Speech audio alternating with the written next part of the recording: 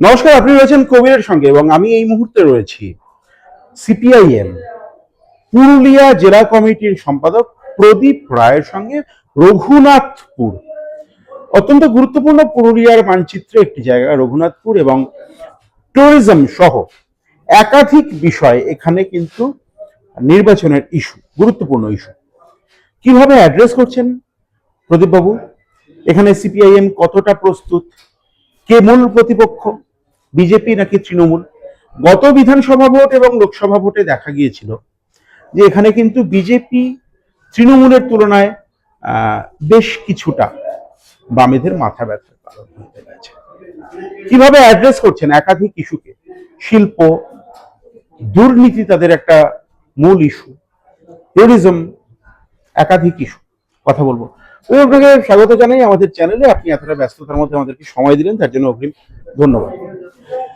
একদম সরাসরি ভোটের বিষয়ে চলে যাব, কারণ নির্বাচন ঘোষণা হয়ে গিয়েছে, আপনাদের প্রার্থী তালিকাও প্রস্তুত।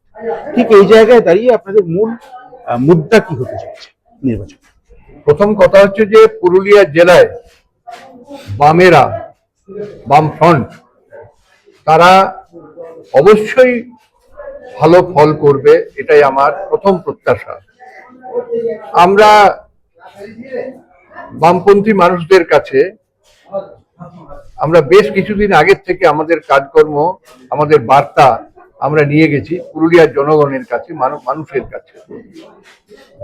পুরুলিয়া জেলার মানুষের কাছে সবার আগে কি ইস্যু? কি কাজ? 100 দিনের কাজ বন্ধ। পুরুলিয়া জেলার মানুষ বামফ্রন্ট সরকার আসার আগে তারা বাইরে খাটতে যেত, বাইরের জেলায়, বর্ধমান, হুগলি, বাঁকুড়ার একাংশে যেত। সেই খাটতে যাওয়াটাকে বলা হতো পুবে যাওয়া, পুবে। এবং যেহেতু জেলায় কাজ নেই তাই তারা পুবে যেত। তখন এই পরিযায়ী বা মাইগ্রেন্ট এই কথাটা আসেনি। এবং তারা ঠিক সেই মকর পরবের সময় তারা ফেরত আসতো। আমি একটা সেই তৎকালীন যুগের যারা খেটে খাওয়া মানুষ, যারা সম্বল ছিল, বাসের ছাদে উঠে তারা খাটতে যেত, একটা গান গাইতে গাইতে যেত। আমার বয়স তখন কম, দু এক কথা গানের মনে আছে, গানটা গাইতে পারবো না, গানের লাইনগুলো বলতো, চল মাঝি চল পুবে পালাবো, আসছে আকাল দেশ জুড়ে, মার পাবি নাই পেট পুড়ে, চল মাঝি চল পুবে পালাবো। পুবে যাব মানে বাইরের জেলায় খাটতে। পুরুলিয়া বাঁকুড়া জেলার মানুষের কাজ ছিল না, কিন্তু বামফ্রন্ট সরকার সেই পুবে যাওয়াটা বন্ধ করেছিল 2011 সালের পর। এখন পুরুলিয়া জেলার যৌবন তারা রাজ্যের বাইরে, কাজ নেই, কাজ। বামফ্রন্ট সরকার শেষ দিকে বুদ্ধদেব ভট্টাচার্য, তিনি পুরুলিয়া জেলার মানুষকে স্বপ্ন দেখিয়েছিলেন কাজের জন্য, এখানে শিল্প গড়ে তোলার।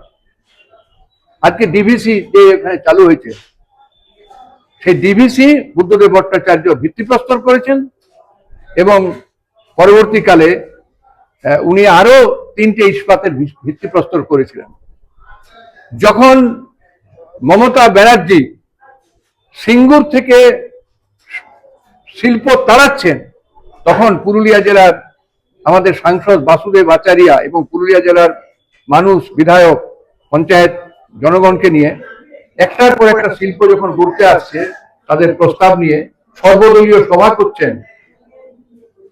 জমি আন্দোলনের তথাকথিত আন্দোলন এখানে হয়নি, কারণ সবাইকে নিয়ে চলেছেন, যার ফলে একটা শিল্পের পরিবেশ। 11 সালে বামফ্রন্ট সরকার পতনের পর আজকে রঘুনাথপুরের ডিভিসি হয়েছে ঠিকই, কিন্তু সেখানে পুরুলিয়া জেলার ছেলেদের কাজ নেই, অল্প স্বল্প যদিও কাজ হচ্ছে। ওই 3টে ইস্পাত কারখানার ভিত্তিপ্রস্তর হয়েছিল, এখন একটা যদিও বেসরকারি ইস্পাত চলছে, কিন্তু কাজ কোথায়? কাজ নেই। পুরুলিয়া জেলার উপর দিয়ে একটা দক্ষিণের ট্রেন যায় সপ্তাহে 2 দিন, সেই ট্রেনে যদি কেউ পুরুলিয়া স্টেশনে যায়, মেলার মতো ভিড়। পুরুলিয়ার যৌবন দক্ষিণমুখী, কাজ নেই, 100 দিনের কাজ নেই, যুবকদের কাজ নেই, গাল ভরা নাম মাইগ্রেন্ট ওয়ার্কার। মাঝে মধ্যে কফিন ভর্তি হয়ে আসছেন পুরুলিয়ার ছেলেরা, ভোট যখন আসছে তখন এই সম্প্রতি একজন দুঃখজনক মৃত্যু, হেলিকপ্টার চলে এলেন সমবেদনা জানাতে, কিন্তু পুরুলিয়া জেলার যৌবনকে বাইরে যাওয়া আটকাতে তৃণমূল পারেনি, বিজেপিও পারেনি। কাজে আমাদের জেলার অন্যতম ইস্যু কাজ, সেই কাজের দাবিতে আমরা লড়াইটা করেছি। আমাদের আগামী দিনে মানুষের কাছে বামপন্থীরা যদি আসে, আমরা সিপিআইএম যদি আসতে পারি, তাহলে কাজের সমাধানটা করব আমরা। হ্যাঁ, এটা ঠিক যে পুরুলিয়া জেলায় এখন মানুষ অনেক বেড়াতে আসছেন, পর্যটন,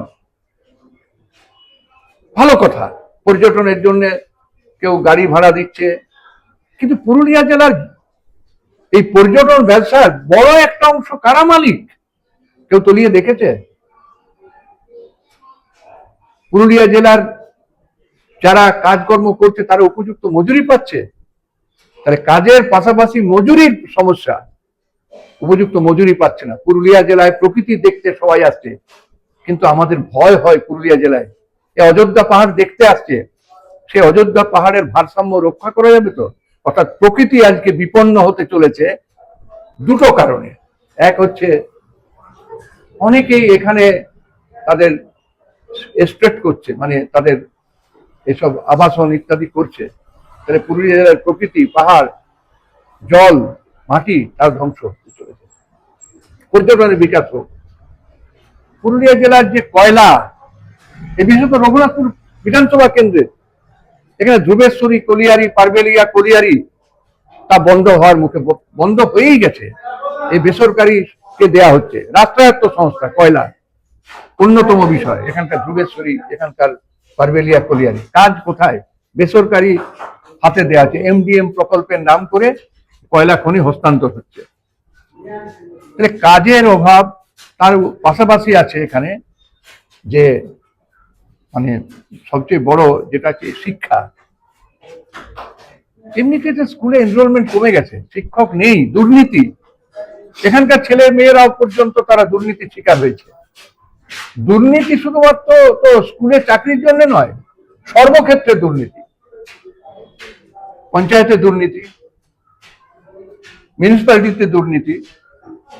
এই যে রঘুনাথপুর পৌরসভা, একে তো মাঝে একবার ভেঙে দিতে হয়েছিল, প্রশাসক নিয়োগ করতে হয়েছিল, আবার ঠিক আছে।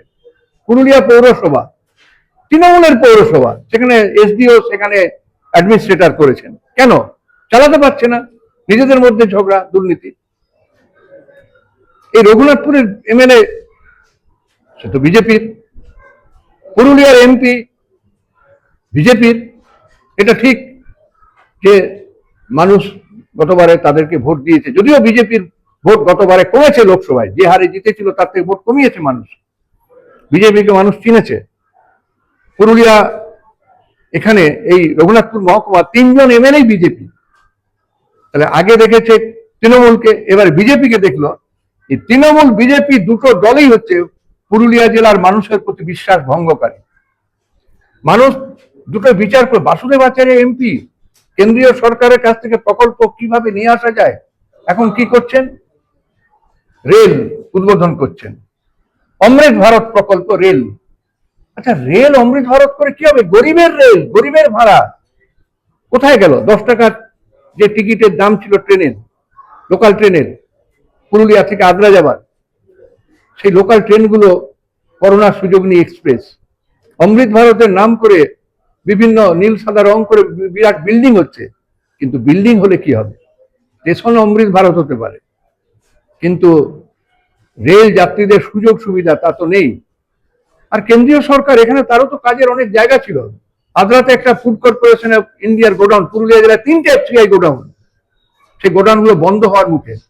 খাদ্যশস্য তা সংগ্রহ করা, তা গুদামজাত করা, তা বিলি করা, তার জন্য যা হয়েছিল, আজকে এফসিআই গোডাউন, আজকে রেল, কেন্দ্রীয় সমস্ত বিষয়গুলো আজকে নেই। আজকে ভোটের মুখে মানবাজারে বলছে বিজেপি যে আমরা ওখানে মানবাজারকে রেল মানচিত্রে নিয়ে আসবো। বাসুদেব আচার্য রেলওয়ে স্ট্যান্ডিং কমিটির চেয়ারম্যান থাকাকালীন বানোয়ান পুরুলিয়া, উনি ঝাড়গ্রাম পুরুলিয়া, উনি এটাকে ভাইরাল করেছিলেন, তার স্ট্যান্ডিং কমিটির রিপোর্ট আছে, সেটা বাদ দিয়ে আবার সমীক্ষা হচ্ছে ভোটের আগে। রেল মানচিত্র পুরুলিয়াকে আসার জন্য কিচ্ছু করেনি। তাহলে বিজেপি তৃণমূল দুটো দল তারা মানুষের প্রতি বিশ্বাস ভঙ্গ করা এবং তার পাশাপাশি এই দুটো দলই দুর্নীতি পরায়ণ। বাসুদেব আচারিয়ার মতো স্টলওয়ার্ড মানুষ, 45 বছরের এমপি, তিনি 34 বছর 34 বছর, তিনি আজকে পরাজিত হলেন, কিভাবে দেখছেন? পরাজিত হয়েছেন 2014 সালে। মানুষ পরে বলেছে যে আমাদের ভুল হয়েছে, অনেক মানুষকে বলছেন মতো অরাজনৈতিক না, মানুষ অরাজনৈতিক বা ব্যাপার নয়, গণতান্ত্রিক প্রক্রিয়ায় না না, যার সঙ্গে রাজনীতির দূর দূরান্তের সম্পর্ক নেই, এই প্রবণতাকে কিভাবে দেখছেন? না না, ব্যক্তি যিনি ওনাকে হারিয়েছেন, ব্যক্তি সম্পর্কে, তার অভিনয় জগৎ সম্পর্কে তো কিছু বলার নেই, কিন্তু কথাটা হচ্ছে উনি পরাজিত হয়েছেন একটা দলীয় রাজনীতির কাছে। পশ্চিমবঙ্গে যেমন বামফ্রন্ট সরকার মানে পরাজিত হয়েছে তৃণমূলের মতো একটা দুর্নীতি পরায়ণ দলের কাছে, তো তেমনি উনি ব্যক্তি মানুষ যাই হোক না কেন, উনি পরাজিত হয়েছেন তৃণমূল কংগ্রেসের কাছে। আমি একদম আপনাকে খুব নির্দিষ্টভাবে, আপনি মিটিং এ যাবেন, আপনি তার মধ্যে সময় দিচ্ছেন, দুটো প্রশ্ন করব। কোনো কারণে ধরে নেওয়া যাক, যদিও সেই সম্ভাবনা ক্ষীণ বলেই মনে হয়, তবুও প্রত্যেকটি রাজনৈতিক দলেরই প্রত্যাশা থাকবে এবং জনগণের একটা প্রত্যাশা থাকে রাজনৈতিক দলের কাছে যে তারা আমাদের জন্য কি করতে পারেন। আপনি পুরুলিয়ার জেলা সম্পাদক সিপিআইএম এ, সরাসরি বক্তব্য কি, নির্দিষ্ট বক্তব্য জনগণের উদ্দেশ্যে? কোনোভাবে বামফ্রন্ট সরকার প্রতিষ্ঠা হলে, আপনাদের জনপ্রতিনিধি বিধানসভায় গেলে, আমাদের জনপ্রতিনিধিরা প্রথমেই যেটা বলবে তাকে পুরুলিয়া জেলার মানুষকে তাদের এই পরিযায়ী মানে যে হচ্ছেন পুরুলিয়া জেলার যৌবন, সেটা আটকাতে হবে। এটা তো গোটা রাজ্যেরই একটা, না, পুরুলিয়া জেলা তার মধ্যে অন্যতম। পুরুলিয়া জেলার মানুষের অন্যতম যেটা কাজের ব্যবস্থা করতে হবে। এখানকার শিক্ষার ব্যবস্থা, স্কুল বন্ধ হচ্ছে, স্কুলগুলো ঢুকছে, তার ব্যবস্থা করতে হবে।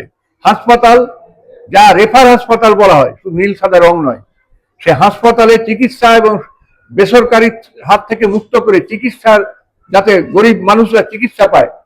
আমাদের স্বাস্থ্যমন্ত্রী সূর্য মিশ্র বলতেন 70% মানুষ সরকারি হাসপাতালে চিকিৎসা পায়, এখন মানুষ সেটা বলতে পারে না, এখন বাইরে। এই শিক্ষা, স্বাস্থ্য, সেচ, কাজ, এই বিষয়গুলো সম্পর্কে আমাদের প্রতিনিধিরা বিধানসভায় সোচ্চার হবে। আর সবচেয়ে বড় যেটা সোচ্চার হবে, তাকে মানুষের গণতান্ত্রিক অধিকারের উপর মিটিং, মিছিল, সমাবেশ, মানুষ মুক্ত কণ্ঠে কথাবার্তা বলবে। নির্বাচন হবে অবাধ এবং ভয় মুক্ত, তার পরিবেশ তৈরি করতে হবে। পুলিশকে দলদাসে পরিণত করবে না, অন্তত এইটুকু বলতে পারে। ইলেকশন মেশিনারি তৈরি আছে, উই আর রেডি, আমরা প্রস্তুত। কাল ঘোষণা হয়েছে নির্বাচন, পুরুলিয়া জেলায় সিপিআইএম, বামফ্রন্ট তারা নির্বাচনে লড়বার জন্য প্রস্তুত। কিন্তু পাশাপাশি এটাও বলতে চাই যে আমরা লড়বো, কিন্তু যে কয়েক লক্ষ মানুষ তারা নাম বাদের তালিকায় রইল, এই লড়াইটাও পাশাপাশি চলবে, যে প্রকৃত ভোটারদের ভোট দেওয়ার অধিকার থেকে বঞ্চিত করা চলবে না, এই দাবিটাও পাশাপাশি চলবে। আমরা প্রস্তুত, আমার তৃণমূল বিজেপি দুটো দলকে হারানোর জন্য আমরা প্রস্তুত। আমার শেষ প্রশ্নটি আপনার ঈষৎ অপ্রিয় মনে হতে পারে, কিন্তু করতে হবে। আপনি এতক্ষণ অত্যন্ত আশার কথা বলেছেন, অনেকে বলবেন উইশফুল থিঙ্কিং, আমি বলছি আপনার আত্মপ্রত্যয়। হয়তো খাতা খুলতে পারবেন পুরুলিয়া জেলায় আমরা এই খাতা খোলা কথাটাতে আমি বিশ্বাস করি না। কথাটা নয়, আন্দোলন সংগ্রামের ময়দানে সিপিআইএম, বিজেপিও সিপিআইএম এর সমালোচনা করছে, তৃণমূলও সিপিআইএম এর সমালোচনা করছে মানেই হচ্ছে যে সিপিআইএম তাদের কাছে একটা বড় ফ্যাক্টর। আমরা পুরুলিয়া জেলায় আশা করছি আমরা উপযুক্ত সংখ্যক বিধায়ক নিয়ে আমরা বিধানসভায় পুরুলিয়া জেলায় প্রবেশ করব। আপনাদের তালিকায় কোন কোন, আপনার প্রেফারেন্সের মধ্যে কোন? আমি যদি আপনাকে কয়েকটা বিধানসভার নাম করি, আপনি যদি একটু উল্লেখ করেন। আমার সব বিধানসভায় গুরুত্ব দিতে চাই আমি, না অবশ্যই দিতে চান, কিন্তু আমি আমার সার্ভে থেকে আপনাকে কয়েকটা নাম করতে চাই। বাঁদোয়ান, মানবাজার, পাড়া, রঘুনাথপুর, এই বিধানসভাগুলোতে আপনাদের কেমন? না, আপনি যেভাবে বললেন সে বিধানসভাগুলো অবশ্যই আমরা মানে আন্দোলন সংগ্রামের ক্ষেত্রে মানুষকে নিয়ে সারা বছর থাকার ক্ষেত্রে অগ্রগণ্য, আমরা অবশ্যই ওই বিধানসভাগুলো ভালো ফল করবো। তার মানে প্রায়োরিটি করতে আমরা রাজি নই। অনেক ধন্যবাদ প্রদীপবাবুকে, এত ব্যস্ততার মধ্যে ওনার নির্বাচনী সভা রয়েছে, তার মধ্যে সময় দিলেন। একদম জেলায় জেলায় আমাদের ক্যামেরা পৌঁছে যাচ্ছে। এর আগে আপনারা দেখেছেন বীরভূম, হুগলি, মুর্শিদাবাদ, পূর্ব বর্ধমান, পশ্চিম বর্ধমান। আমরা উত্তরবঙ্গে যাব, আমরা এসেছি লাল মাটির দেশ পুরুলিয়ায়, পলাশের মাটি পুরুলিয়ায়। পুরুলিয়ার মাটি মানুষ কি বলছেন জানার জন্য তো 4 মে পর্যন্ত অপেক্ষা করতে হবে এবং আপনার চোখ থাকতে হবে কবির সৌরভের ইউটিউব চ্যানেল।